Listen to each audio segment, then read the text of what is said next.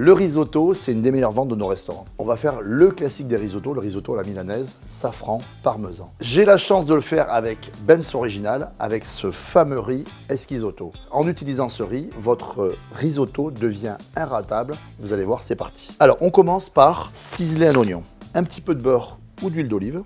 Il commence à fondre et je rajoute les oignons. Les oignons ont sué pendant 5 minutes, ils deviennent un petit peu translucides. Et là, on va rajouter le riz à risotto, Esquisotto. Voilà, le riz est 100% italien. Et surtout, ce qui est très très bien avec ce riz, c'est que vous allez pouvoir l'utiliser en liaison chaude comme en liaison froide. Phase super importante dans un risotto, nacrer le riz là, le faire revenir dans le corps gras dans les oignons, 3-4 minutes. C'est très important parce que ça permet de faire sortir l'amidon. On va rajouter le safran. Alors le safran, petite astuce, vous l'écrasez un petit peu comme ça. Vous faites revenir votre riz à feu moyen pendant 4-5 minutes. Et là, on va rajouter, facultatif, un tout petit peu de vin blanc sec. Et ça sert à apporter un petit peu d'acidité au risotto. On va commencer à assaisonner et on va commencer à rajouter le bouillon. Alors il vaut mieux un bouillon chaud et on va l'incorporer progressivement en 3 ou 4 fois. On va le cuire à petit bouillonnement. Alors l'esquisotto, c'est 15 minutes. Un risotto classique, c'est 18 minutes.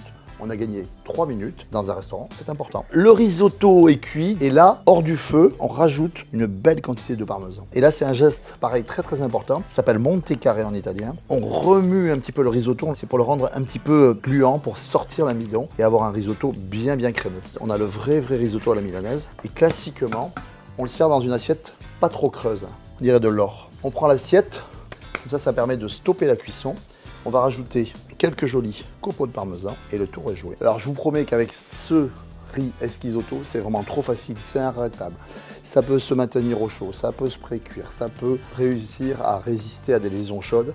Moi je trouve que c'est vraiment le riz idéal et le plus facile pour faire un risotto.